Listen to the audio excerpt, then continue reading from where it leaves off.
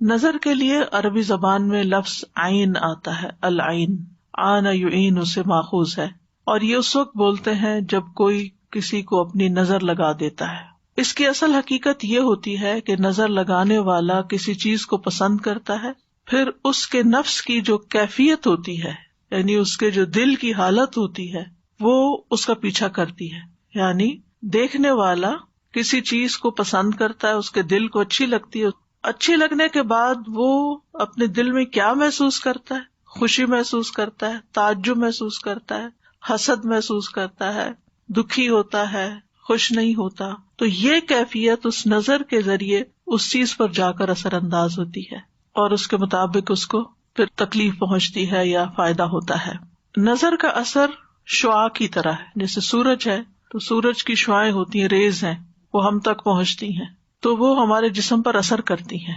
حتیٰ کہ لیٹلی ایک شخص کا کہنا یہ ہے کہ اگر ہر روز کوئی شخص صبح 6 بجے سے لے کر 9 بجے کے بیچ میں سورج کی شعاؤں کو دیکھے، یعنی کہ سورج کو دیکھے، سورج کی شعاؤں کو دیکھے صرف 30 سیکنڈ کے لیے، تو وہ شعائیں اس کی آنکھوں کے راستے اس کے برین تک پہنچتی ہیں، یعنی وہ روشنی برین تک پہنچتی ہے، اور پھر برین کے وہ اسے ٹریگر ہوتے ہیں جس سے جسم میں کینسر سیلز جو ہیں وہ مرتے ہیں۔ یعنی ایک قدرتی علاج ہے یہ، لیکن عام طور پر کیا ہوتا ہے، لوگ اس وقت سو رہے ہوتے ہیں، اور اگر جاگ بھی رہے ہوتے ہیں، سردیوں میں تو خیر 9 بجے سورج ہی نکل رہا ہوتا ہے، یا بادل ہی ہوتے ہیں، نظر نہیں آتے۔ تو کہتے ہیں کہ اگر بادل بھی ہوں تو پھر ٹائم بڑھا دیں، 5-6 منٹ کر دیں، لیکن وہ جو صبح کی روشنی ہوتی ہے، مارننگ لائٹ جو ہوتی ہے، اس کو دیکھنا ضروری ہے، وہ فائدہ مند ہے۔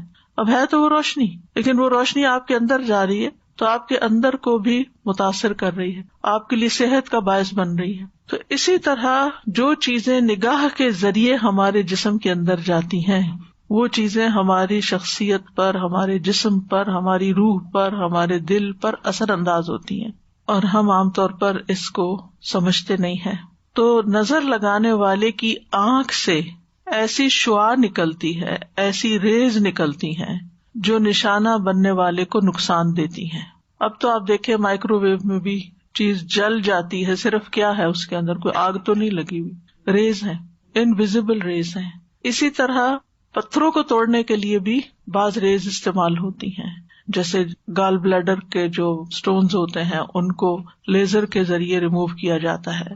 اسی طرح کچھ اور تھراپیز بھی لیزر کے ذریعے کی جاتی ہیں، یہ جو لیزر کے ذریعے بالوں کی جڑوں کو جلا دیا جاتا ہے۔ تو یہ بات پہلے زمانے میں تو شاید سمجھ میں نہ آتی لوگوں کو، لیکن اب یہ سمجھنی کچھ مشکل نہیں کہ یہ ریز جو ہے یہ اثر انداز ہوتی ہیں۔ نظر جو ہے وہ حسد کی وجہ سے بھی ہو سکتی ہے اور اپنے پیاروں کو بھی لگ جاتی ہے۔ اب ڈپینڈ کرتا ہے کہ کس شخص کی نظر کیسی ہے۔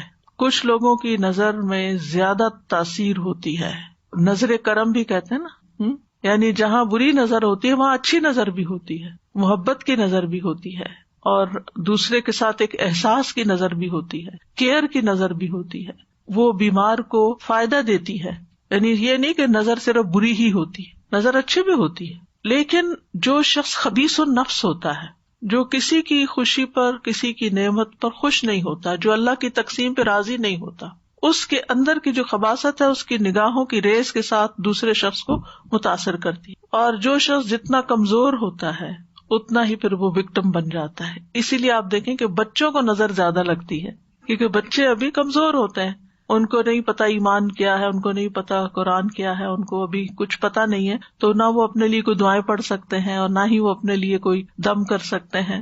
اسی لیے پیرنٹس کو چاہیے کہ وہ بچوں کی پروٹیکشن کا انتظام کریں، جیسے انہیں سردی گرمی سے بچاتے ہیں، بھوک سے بچاتے ہیں، نقصان دہ چیزوں سے بچاتے ہیں، بری کمپنی سے بچاتے ہیں، تو اسی طرح دعائیں اور اذکار پڑھ کر بھی ان کی پروٹیکشن کریں۔ حضرت ابراہیم علیہ السلام اپنے دونوں بیٹوں کے لیے دعا پڑھا کرتے تھے، اعوذکما بکلمات اللہ التامات من کل شیطان وہامۃ ومن کل عین لامۃ۔ اسی طرح نبی صلی اللہ علیہ وسلم حضرت حسن اور حسین پر، جبکہ ابھی وہ بچے تھے، ان پر بھی یہ پروٹیکشن کی دعا پڑھتے تھے نظر سے بچنے کے لیے۔ تو یہ جو نظر بد جس کو کہتے ہیں، جو انسان کو تکلیف دیتی ہے، اس میں بنیادی طور پر آنکھ کا ہی کردار ہوتا ہے۔ ابن القیم کہتے ہیں یہ زہریلے تیر ہوتے ہیں، یعنی نظر کے اندر سے جو ریز نکلتی ہیں وہ تیروں کی طرح ہوتی ہیں، جو نظر لگائے ہوئے شخص کی طرف حاسد اور نظر لگانے والے کے نفس سے نکلتے ہیں۔ کبھی اس کو یہ تیر لگ جاتے ہیں اور کبھی خطا بھی ہو جاتے ہیں. ضروری نہیں کہ ہر حاسد اور نظر لگانے والے کی آنکھ سے جو نکل رہا ہے وہ دوسرے کو نقصان بھی دے. باذن اللہ ہوتا ہے. ایک ہی شخص ہوتا ہے 10 لوگوں کو دیکھتا ہے مگر ایک کو لگتی ہے نظر, سب کو نہیں لگتی. خوش ہو کے یعنی دوسروں کے لیے ہمدردی اور خیرخواہی رکھتے ہوئے کسی کو دیکھے گا تو انشاءاللہ فائدہ بھی ہوگا, کیونکہ بنیادی طور پر نگاہ اور دل کا بہت گہرا تعلق ہے. تو دل کے اندر سے دل کی جو کیفیت ہوتی ہے وہ ٹرانسفر ہوتی ہے نگاہ کے ذریعے, نظر کے ذریعے دوسرے شخص کا, یعنی وہ دوسرے کو جا کے متاثر کرتی ہے, دوسرے کو جا کے لگتی ہے. تو اسی لیے تزکیے کا حکم ہے. اگر تزکیہ نہیں ہے اور لوگوں کے لیے دلوں میں نفرت ہے, حسد ہے, تو پھر اسی طرح کی نگاہ بھی ہوگی, ویسے ہی آپ دوسروں کو دیکھیں گے بھی اور دوسرے پھر اسی طرح کے ان کے اندر جذبات آپ کے لیے بھی پیدا ہوں گے. اور تو بہرحال نظر کا لگنا جو ہے یہ برحق ہے. نبی صلی اللہ علیہ وسلم نے فرمایا العین حق, صحیح بخاری کی روایت ہے. اس کا مطلب یہ ہے کہ یہ ایک ایسی حقیقت ہے جو ثابت شدہ ہے, واقعی ہے, یعنی اٹس اے ریالٹی. یہ صرف کوئی وہم و گمان کی بات نہیں کہ نظر لگتی ہے, بلکہ یہ ایک حقیقت ہے کہ ایسا ہوتا ہے. کفار اپنی نگاہوں کے ساتھ نبی صلی اللہ علیہ وسلم کو دعوت و تبلیغ کے کام سے روکنا چاہتے تھے, جس کا ذکر سورۃ القلم میں آتا ہے. وَإِن يَكَادُ الَّذِينَ كَفَرُوا لَيُزْلِقُونَكَ بِأَبْصَارِهِمْ لما سمعوا الذکر ویقولون انہ لمجنون. اور وہ لوگ جنہوں نے کفر کیا یقیناً قریب ہے کہ آپ کو اپنی نظروں سے گھور گھور کر ضروری پھسلا دیں جب وہ ذکر کو سنتے ہیں اور کہتے ہیں کہ یقیناً یہ تو دیوانہ ہے. یعنی وہ آپ کو ایسی نفرت بھری نگاہوں سے دیکھتے تھے جب وہ آپ کو قرآن پڑھتے ہوئے سنتے تھے کہ آپ پڑھنا روک دیں کسی طرح, یعنی اپنی نظروں سے آپ کو نقصان پہنچائیں. وہ تو اللہ تعالیٰ کی حفاظت تھی تو نقصان نہیں پہنچا سکتے تھے, لیکن ان کا مقصد یہی تھا. اور بالکل ایسے ہی ہوتا ہے کہ اگر آپ کسی سے بات کر رہے ہوں اور دوسرا شخص نفرت سے آپ کو دیکھ رہا ہو یا غصے سے دیکھ رہا ہو تو آپ اپنا کانفیڈینس بعض اوقات لوز کر جاتے ہیں. حالانکہ وہ کہہ کچھ نہیں رہا ہوتا, لیکن صرف اس کے دیکھنے کا انداز ایسا ہوتا ہے جس کو گھورنا کہتے ہیں بعض اوقات, تو وہ یعنی آپ کو آپ کی بات سے ہٹا دیتا ہے, یعنی آپ کی کنوکشن لوز ہو جاتی. ابن عباس رضی اللہ عنہما اس کی تفسیر میں کہتے ہیں اس کا مطلب یہ ہے کہ وہ اپنی نگاہوں سے تمہیں نظر بد لگا دیں. ابن کثیر کہتے ہیں اس میں اس بات کی دلیل ہے کہ اللہ عز و جل کے حکم سے نظر کا لگ جانا اور اس کی تاثیر کا پیدا ہو جانا برحق ہے. اسی لیے اللہ سبحانہ تعالیٰ نے نبی صلی اللہ علیہ وسلم کو حاسد کے حسد سے اور حاسد کے شر سے پناہ مانگنے کا حکم دیا. وَمِن شَرِّ حَاسِدٍ اِذَا حَسَدَ. تو عام طور پر جو نظر لگتی ہے وہ حاسد کی ہوتی ہے جو آپ کی نعمت پر خوش نہیں ہوتا. ابن قیم کہتے ہیں نظر بد کو لگانے کا اصل سبب اور بنیاد حسد ہے. اسی لیے بعض اذکار میں من حسد حاسد آتا ہے, یعنی حاسد جب حسد کرتا ہے اور اس کا حسد اس کی نگاہوں سے چھلکتا ہے اور وہ آپ کو تکلیف دیتا ہے, نقصان دیتا ہے, تو اس سے بھی اللہ تعالیٰ محفوظ رکھے. لیکن ضروری نہیں کہ صرف حسد کی بنیاد پر, بعض اوقات حسد کے علاوہ بھی, جیسے آگے میں وضاحت کروں گی کہ تعجب کی بنیاد پر, ایکسائٹمنٹ کی وجہ سے, محبت کی وجہ سے بھی نظر لگ جاتی ہے, جیسے ماں کی بچے کو لگ جاتی ہے.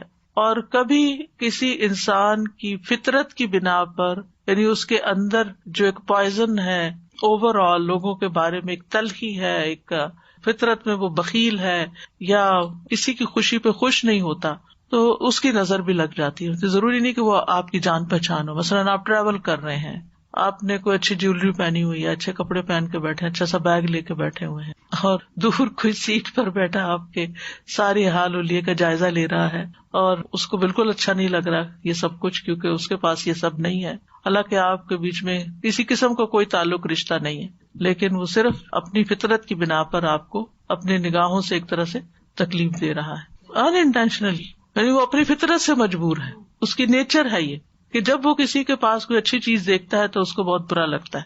تو کسی کی بھی خوبی دیکھ کر جو برا خیال انسان کے اندر پیدا ہوتا ہے وہ عام طور پر حسد کہلاتا ہے. ماہرین نفسیات بھی کہتے ہیں کہ انسان اپنے ارادے, خواہش اور توجہ کے ذریعے دوسروں پر بہت جلد اثر انداز ہو سکتا ہے. یعنی اگر آپ کسی کو توجہ دیتے ہیں, آپ اس کے ساتھ خیرخواہی کرتے ہیں, آپ اس کو کسی خاص ڈھنگ پر لانے کا ارادہ کر لیتے ہیں, مثلا اپنے بچوں ہی کے معاملے میں کہ اس کی تربیت کرنی ہے, اس کی یہ بری عادت ٹھیک کرنی ہے, اس کے اندر یہ چیز ڈالنی ہے, تو آپ کا ارادہ ہوتا ہے کہ اس کو یہ پڑھا کے چھوڑنا ہے, اس کو یہ سکھانا ہے, تو وہ چیزیں اثر انداز ہوتی ہیں. اچھا ارادہ ہو تو فائدہ ہوگا، اور اگر برا ارادہ ہے تو نقصان بھی ہو سکتا ہے. لیکن یہ یاد رکھیے کہ یہ سب کچھ اللہ تعالیٰ کی قضاء و قدر کے ساتھ ہوتا ہے، اللہ کے اذن ہی کے ساتھ ہوتا ہے. جیسے جادو کے سلسلے میں ہم نے قرآن مجید کی آیت پڑھی تھی، وَمَا هُمْ بِضَارِّينَ بِهِ مِنْ أَحَدٍ إِلَّا بِإِذْنِ اللَّهِ. تو نظر کا معاملہ بھی ایسا ہی ہے کہ بِإِذْنِ اللَّهِ ہی ہوتا ہے. اور بِإِذْنِ اللَّهِ کبھی نظر لگنے کی بنا پر انسان مر بھی سکتا ہے، یعنی نظر قتل بھی کر دیتی ہے، کبھی بیمار کر دیتی ہے، کبھی خوف زدہ اور دہشت زدہ کر دیتی ہے، کبھی کمزور کر دیتی ہے، اور کبھی کسی کو گرا دیتی ہے، پھسلا دیتی ہے. جیسے قرآن میں لَيُزْلِقُونَكَ بِأَبْصَارِهِمْ، کوئی شخص بلندی سے گر سکتا ہے، کوئی پانی میں ڈوب سکتا ہے، اچھا بھلا تیر رہا ہے اور ایک دم اس کے بیلنس خراب ہو گیا اور گیا. رسول اللہ صلی اللہ علیہ وسلم نے فرمایا، اللہ کی قضاء و قدر کے بعد نظر بد ہی میری امت کے اکثر لوگوں کی موت کا سبب بنتی ہے. ایک اور حدیث میں آپ نے فرمایا کہ نظر بد آدمی کو قبر میں اور اونٹ کو ہانڈی میں پہنچا دیتی ہے. یعنی انسان مر کے قبر میں پہنچ جاتا ہے اور اونٹ کو ذبح کر لیا جاتا ہے اور لوگ پکا کے اس کو کھا جاتے ہیں، حالانکہ وہ اچھا بھلا ہوتا ہے. تو بہرحال اس تمہید کا مقصد یہ تھا کہ ہم یہ اچھی طرح جان لیں کہ ہمارے دین میں اس کا کیا کانسیپٹ ہے. کچھ لوگ تو ہر چیز میں نظر کا اثر ماننے شروع ہو جاتے ہیں اور کچھ کسی چیز میں بھی اثر نہیں مانتے. تو اعتدال کی راہ وہی ہے جو ہمارے دین کی ہے کہ لگ بھی سکتی اور نہیں بھی لگ سکتی، بِإِذْنِ اللہ ہی سب کچھ ہوتا ہے. تو آج کی آیات میں ہم دیکھتے ہیں سورۃ یوسف کی، جس میں یوسف علیہ السلام کے والد یعقوب علیہ السلام اپنے بچوں کو لوگوں کی نظر بد سے بچانے کے لیے ایک خاص حکم دیتے ہیں. آیات سنیے، پھر اس کے بعد ان کی ہلکی پھلکی وضاحت کریں گے. اور یعقوب نے کہا، اے میرے بیٹو، تم سب شہر میں ایک دروازے سے داخل نہ ہونا، بلکہ تم مختلف دروازوں سے الگ الگ داخل ہونا، اور میں اللہ کی طرف سے آنے والی کسی چیز سے تمہیں نہیں بچا سکتا. حکم تو صرف اللہ ہی کا چلتا ہے، اسی پر میں نے توکل کیا، اور اسی پر پس چاہیے کہ توکل کرنے والے توکل کریں. اور جب وہ شہر میں اسی طرح داخل ہوئے جس طرح ان کے والد نے انہیں حکم دیا تھا، تو انہیں اللہ کے مقابل کوئی چیز کام نہ آئی، سوائے اس کے کہ یعقوب کے دل میں ایک خیال آیا تھا جسے اس نے پورا کیا. اور بے شک وہ البتہ علم والا تھا جو ہم نے اسے سکھایا تھا، لیکن اکثر لوگ جانتے نہیں. یعقوب علیہ السلام نے جب بنیامین کو باقی بیٹوں کے ساتھ مصر بھیجا تو اس وقت انہیں نصیحت کی کہ اے میرے پیارے بچوں، تم سب ایک دروازے سے شہر میں داخل نہ ہونا. یا بنیہ، مجھے بڑی حیرت ہوتی ہے، یہ سائیڈ نوٹ ہے، بڑی حیرت ہوتی ہے کہ ان بچوں نے کتنی تکلیف دی تھی یعقوب علیہ السلام. زندگی بھر کا روگ لگا لیا تھا، اپنے بھائی کو بظاہر مار ڈالا تھا، ختم کر دیا تھا، لیکن باپ کا رویہ کیسا رہا اولاد کے ساتھ؟ وہ ان پہ ناراض نہیں ہوئے، انہوں نے ان کو گھر سے نہیں نکالا، انہوں نے ان کو تانے نہیں دیے، انہوں نے ان کو بات بات پر ڈانٹا نہیں، بلکہ یا بنیا کہہ کے پکارتے. اس میں تربیت اولاد کا ایک بہت بڑا پہلو چھپا ہوا ہے کہ اولاد اپنی ہی ہے نا، جو بھی کرے وہ اپنی ہی ہے نا. اگر آپ ان کے لیے نہیں تو پھر کون ہوگا؟ وہ کچھ بھی کریں، آپ کو محبت سے، پیار سے اور خیر خواہی کے ساتھ ان کی تربیت کرنی ہے، ان کو اپنا بنانا ہے، ان کی غلطیوں کو معاف کرنا ہے، انہیں سیدھے رستے پہ لانا ہے. کیونکہ محبت جو کچھ کر سکتی ہے وہ نفرت نہیں کرتی. یعنی کتنی تکلیف ہوگی ان کے دل میں، اور کتنا مشکل ہوتا ہے کہ جب بچوں کی طرف سے تکلیف بھی پہنچے اور پھر انسان انہیں گلے بھی لگائے اور انہیں پیار سے بھی بلائے.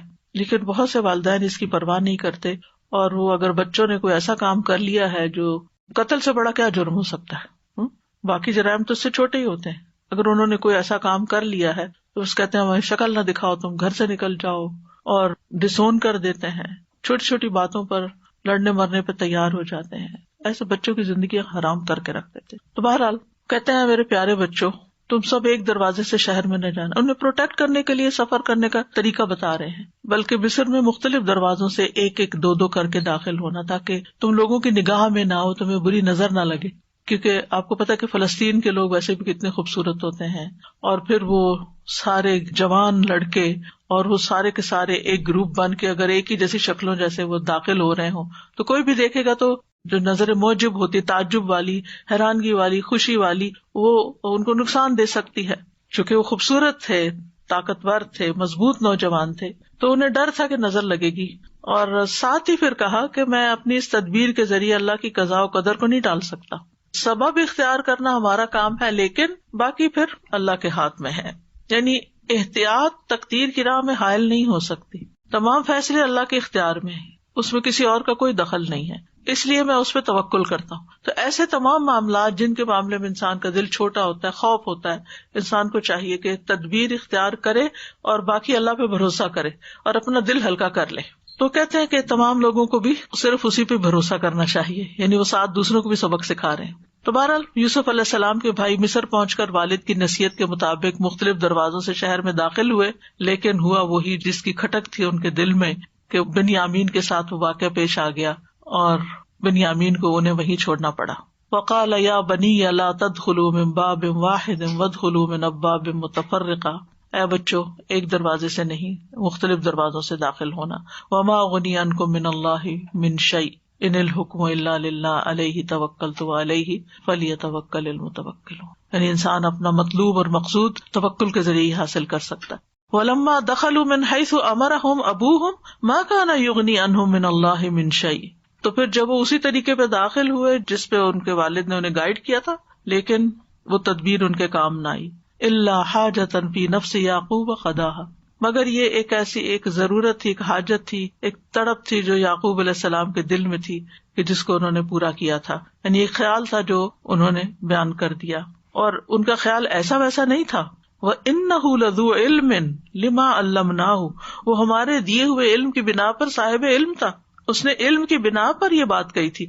یہ ہے اہم نقطہ کہ ان کو پتا تھا کہ نظر لگتی ہے، اور انہوں نے علم کی بنا پر ہی تدبیر اختیار کی تھی، اور علم کی بنا پر یہ کہا تھا کہ اللہ کی تقدیر کو میں نہیں ٹال سکتا، اور علم کی بنا پر ہی کہا تھا کہ توکل کرنا. اور ساتھ ہی کہتے وَلَٰكِنَّ أَكْثَرَ النَّاسِ لَا يَعْلَمُونَ، اللہ تعالیٰ فرماتے کہ اکثر لوگ یہ حقیقت جانتے نہیں کہ اللہ پر بھروسہ کرنے کا مطلب نہیں سمجھتے، اور وہ سمجھتے کہ پھر کوئی تدبیر اختیار نہیں کرنی چاہیے.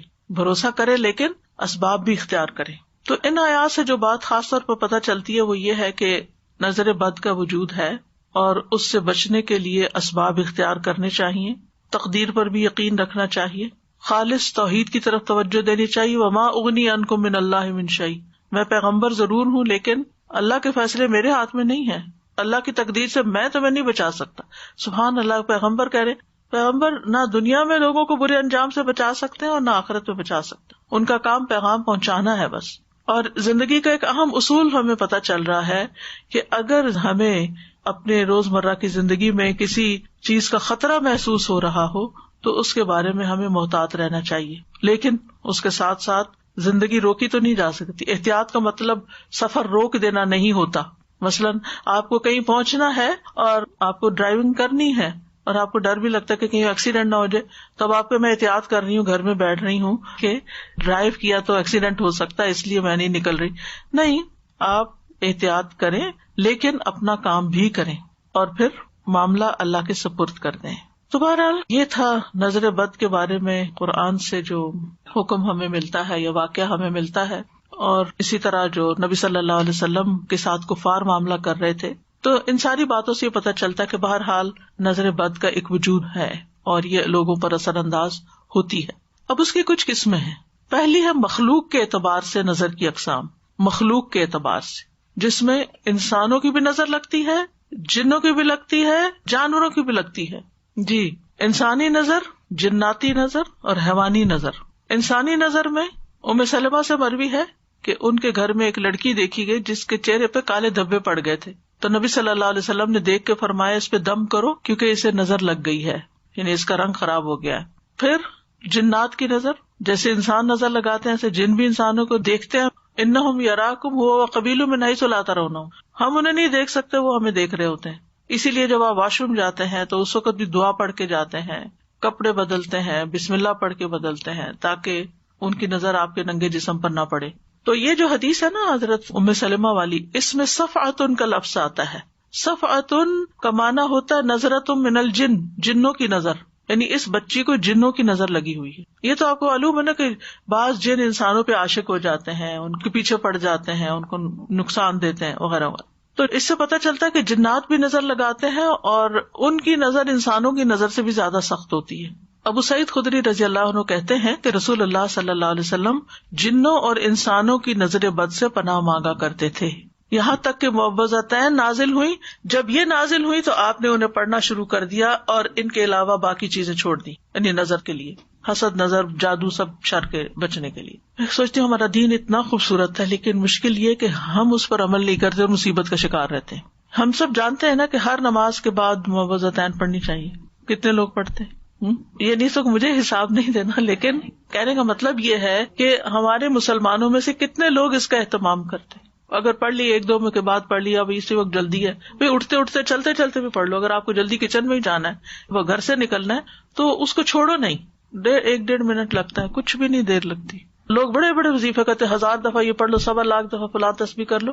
آپ صرف یہ وظیفہ پابندی سے کر کے دیکھیں، آپ کے مزاج میں فرق پڑ جائے گا، آپ کے اپنے مزاج میں فرق پڑے گا. کیونکہ ہر انسان کسی نہ کسی طرح، آب و ہوا میں پولوشن ہے، پھر لوگوں کی نظریں ہیں، لوگوں کی باتیں ہیں، طرح طرح کے مسائل ہیں، یہ ساری چیزیں مل کے انسان کو اندر سے گھٹا ہوا کر دیتی ہیں، اس کی صلاحیتوں کو بند کر دیتی ہیں، اور انسان کے اندر کچھ خوف، توہمات اور پتہ نہیں کیا کچھ پیدا ہو جاتا ہے، حتیٰ کہ انسان بیکار ہو جاتا ہے. لیکن اگر آپ ہر نماز کے بعد توجہ کے ساتھ یہ پڑھ کے، اگر آپ کو زیادہ پریشانی ہے، یعنی کوئی طبیعت جیسے خراب ہے، تو ہاتھوں پہ پڑھ کے سر سے لے کے پورے جسم پر ہاتھ پھیرے، جھاڑے خود کو. اگر دل زیادہ غمگین ہے تو صرف دل کے مقام پر پڑھ کے جھاڑ دیں. اور اگر ٹھیک ہے، ماشاءاللہ صحیح سلامت ہے، اللہ ہمیشہ ایسے رکھے، تو آپ ویسے ہی پڑھیں. یہ سنت ہے، ثواب سمجھ کے پڑھیں. اگر ہم سنتوں کا اہتمام شروع کر دیں نا، تو ہمارے بہت سے مسائل خود بخود حل ہو جائیں. ہمیں دین میں کوئی بھی چیز بے وجہ نہیں سکھائی گئی کہ اس وقت یہ کام کر لو اور اس وقت یہ کر لو. ہر ایک چیز کا ایک مقصد ہے. وَلَٰكِنَّ أَكْثَرَ النَّاسِ لَا يَعْلَمُونَ. لہٰذا وہ مشکلات کا شکار رہتے ہیں. پھر آپ دیکھیے کہ تیسری ہے حوانی نظر. جیسے آپ نے گھر میں پیٹ رکھا، بلی ہے مثلا. اچھا، اب یہ ہے کہ آپ خود کھانا کھا رہے ہیں، اب بلی آپ یوں بیٹھ کے دیکھ رہی ہے، تو آپ دیکھیں کہ ان کو تو دکھ ہوگا کہ مجھے کیوں نہیں دے رہے، یا مجھے تو وہ بدمزہ کھانا دے دیتے ہیں اور خود مزے مزے کے خوشبو والے کھانے کھاتے ہیں. تو اسی طرح کو طوطا، کبھی طوطا چشم سنا ہے؟ طوطا رکھا ہوا آپ نے گھر میں، تو وہ آپ کو گھور گھور کے دیکھ رہا ہے. تو ان کی نظروں کا بھی شر ہوتا ہے جب وہ آپ سے ناراض ہوتے ہیں.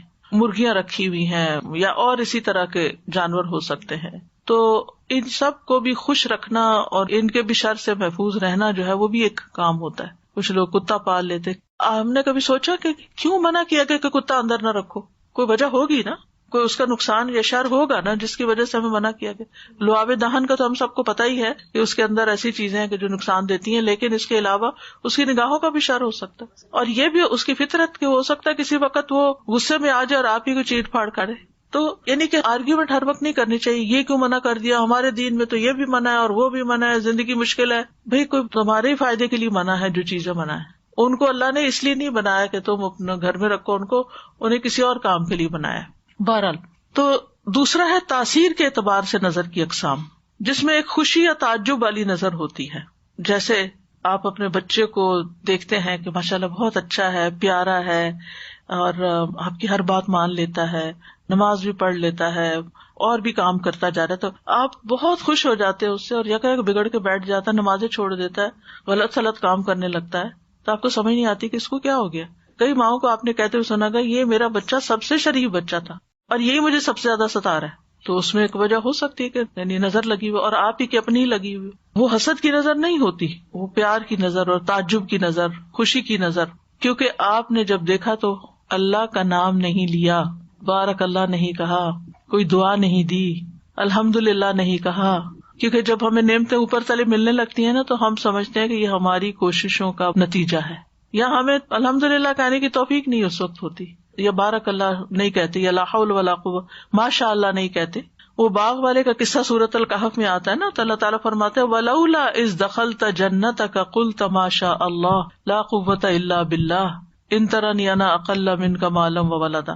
جب تو اپنے باغ میں داخل ہوا تو تو نے یہ کیوں نہ کہا ما شاء اللہ لا قوة الا باللہ. اپنا باغ ہے، اپنا گھر ہے. کبھی ایسا ہوتا ہے نا کہ آپ سارا گھر خوب صاف کر لیتے ہیں، چمک اٹھتا ہے، آپ ہر چیز نئے سرے سے جگہ بدل کے رکھتے ہیں، تو ایسا لگتا ہے کہ نئے گھر میں آ گئے. تو اس وقت ہم دیکھا میں نے کتنی محنت کی، دیکھا میں جب دل خوش ہو تو ماشاء اللہ کہیں. اپنا گھر دیکھ کے بھی ماشاء اللہ کہیں، اپنی شکل دیکھ کے ماشاء اللہ کہیں اگر بہت اچھی لگ رہی. اکثر لوگوں کو شکوہ ہی رہتا ہے. پھر اسی طرح محبت کرنے والے کی نظر لگنا. ابن حجر کہتے ہیں نظر کبھی خوشی اور تعجب کی صورت میں بھی لگ جاتی ہے، اگرچہ وہ حسد کے بغیر ہی کیوں نہ ہو، اگرچہ وہ کسی محبت کرنے والے کی طرف سے ہو، اگرچہ وہ کسی نیک آدمی کی طرف سے ہو. اور اگر کسی آدمی کو کوئی چیز اچھی لگے تو اس کو فوراً اس چیز کے لیے برکت کی دعا کرنی چاہیے جو اس کو اچھی لگی ہے، یہ اس کی طرف سے دم ہو جائے گا. یعنی کسی نے کوئی اچھی بات کہی، کوئی اچھا کام کیا، فوراً کہیں بارک اللہ فیکم، اللہ تمہیں برکتیں دے، تاکہ وہ جو اچھا کر رہا ہے نا اس میں اور اضافہ ہو جائے، یہ نہ ہو کہ وہ پہلا بھی ہاتھ سے جائے. پھر ہے حسد کرنے والے کی نظر. یہ جو نظر بد ہے یہ حاسد اور خبیث نفس سے نکلتی ہے، اس کا مالک بھی خبیث ہوتا ہے، یعنی ایسی نظر والا. اور اس میں اصل میں نعمت کے ختم ہونے کی خواہش ہوتی ہے جو اللہ نے محسود کو دی ہے. جیسے اہل کتاب نبی صلی اللہ علیہ وسلم سے حسد رکھتے تھے اور کیا چاہتے تھے، لو یردونکم من بعد ایمانکم کفارا حسدا من عند انفسہم من بعد ما تبین لہم الحق. یعنی وہ کیا چاہتے ہیں کہ تمہارے ایمان کے بعد پھر سے تمہیں کافر بنا دیں اپنے دلوں کے حسد کی وجہ سے، اس کے بعد کہ حق ان کے لیے خوب واضح ہو چکا ہے. پھر ایک ہے بیمار کر دینے والی نظر، اور یہ وہ نظر ہے کہ جس کے لگنے سے انسان کے اندر جسمانی بھی اور روحانی بیماریاں پیدا ہو سکتی ہیں. نبی صلی اللہ علیہ وسلم نے فرمایا، بے شک نظر بد آدمی کو اللہ کے حکم سے دیوانہ کر دیتی ہے، مجنون کر دیتی ہے، نفسیاتی مریض بنا دیتی ہے. پھر ہے العین المعطلہ متلفہ، کسی خاص عضو کو بیکار کر دینے والی نظر. یعنی جسم کا کوئی حصہ بہت خوبصورت کسی کو لگ رہا ہے اور وہ دیکھتا ہے تو وہ حصہ کام کرنا چھوڑ دیتا ہے، شل ہو جاتا ہے یا بیکار ہو جاتا ہے. پھر آگ والی نظر، مہلک نظر، اور یہ وہ قسم ہے کہ جس کو لگتی ہے اس کے اوپر فوری شدید ترین اثر ہوتا ہے. اسمائی کہتے ہیں میں نے ایک آدمی کو دیکھا، اس کی نظر بہت کثرت سے لگتی تھی. اس نے کسی گائے کے متعلق سنا کہ اس کو اس کے دودھ کی دھار کا نکلنا اچھا لگا، تو اس نے کہا ان میں سے کون سی گائے ہے؟ تو انہوں نے اس گائے سے توریہ کرتے ہوئے کہا کہ فلاں گائے ہے. کوئی اور گائے بتا دی، وہ دودھ والی نہیں بتائی کہ اس کو نظر نہ لگ جائے. ہوا یہ کہ دونوں ہی ہلاک ہو گئی، دودھ والی بھی دوسری بھی. میں نے اسمائی سے یہ بھی کہتے ہوئے سنا، جب میں کوئی ایسی چیز دیکھتا ہوں جو مجھے اچھی لگتی ہے تو محسوس کرتا ہوں کہ میری آنکھوں سے ایک تپش حرارت نکلتی ہے، آنکھ میری گرم ہو جاتی ہے. اپنی فیلنگ، یعنی ان کو یہ تھا کہ میری نظر لگ جاتی ہے. تو بعض اوقات کسی کو نہیں پتا کہ اس کی نظر لگتی ہے یا نہیں، لیکن بعض لوگوں کو خود محسوس ہو جاتا ہے کہ دیکھنے کے بعد اس کی آنکھیں جیسے جلن سی ہونے لگتی ہے نا آنکھوں میں، اس طرح کی کیفیت پیدا ہو جاتی ہے. جی السلام علیکم استاذہ جی. ایک صاحبہ خود کہتی ہیں کہ میری نظر بہت پتھر پہاڑ ہے تو مجھ سے سنبھل کے رہنا.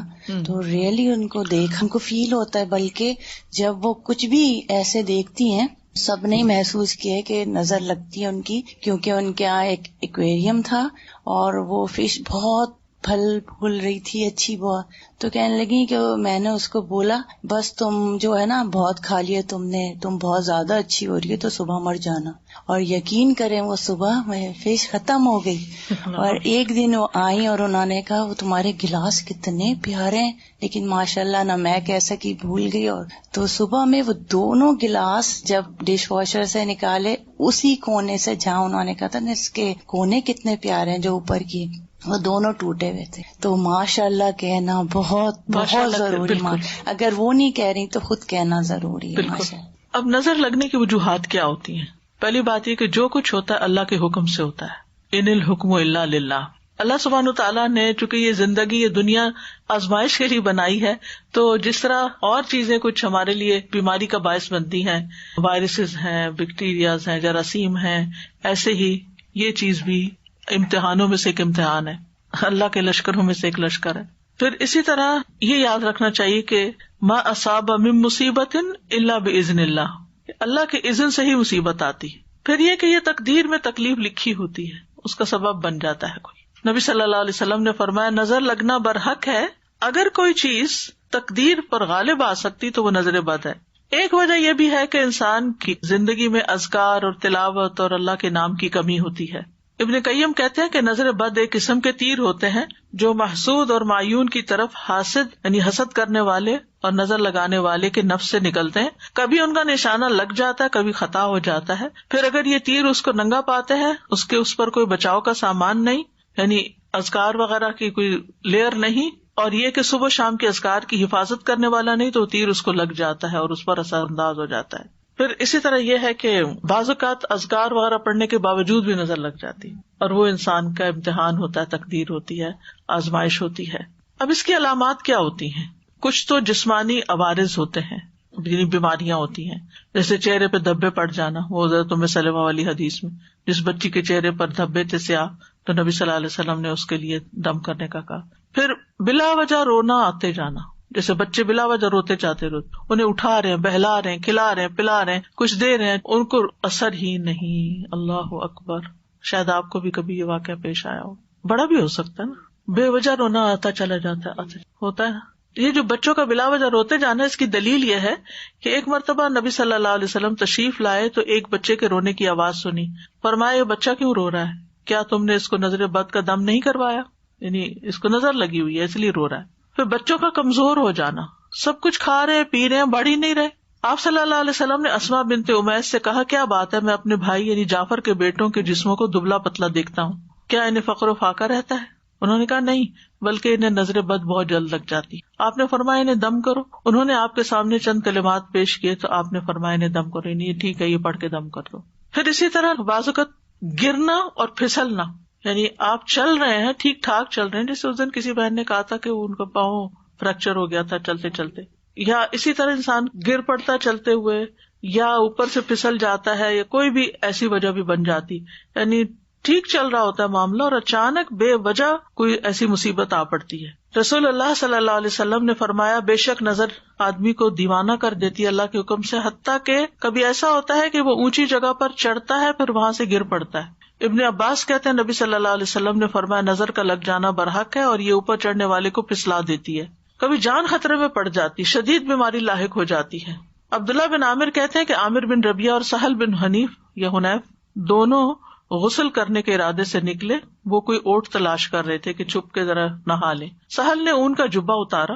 عامر کہتے ہیں میں نے اسے دیکھا تو اسے میری نظر لگ گئی. وہ پانی میں اتر کر نہانے لگ گیا. میں نے پانی میں اس کے بڑبڑانے کی آواز سنی. میں اس کے پاس آیا، 3 دفعہ آواز دی، اس نے جواب نہ دیا. پھر میں نبی صلی اللہ علیہ وسلم کے پاس آیا اور ساری بات بتائی. آپ تشریف لائے اور پانی میں داخل ہو گئے. گویا میں اب بھی آپ کی پنڈلیوں کی سفیدی دیکھ رہا ہوں. آپ نے اس کے سینے پر 3 دفعہ ہاتھ مارا، پھر یہ دعا دی اللہم اذہب عنہ حرہا و بردہا و وصبہا. اے اللہ اس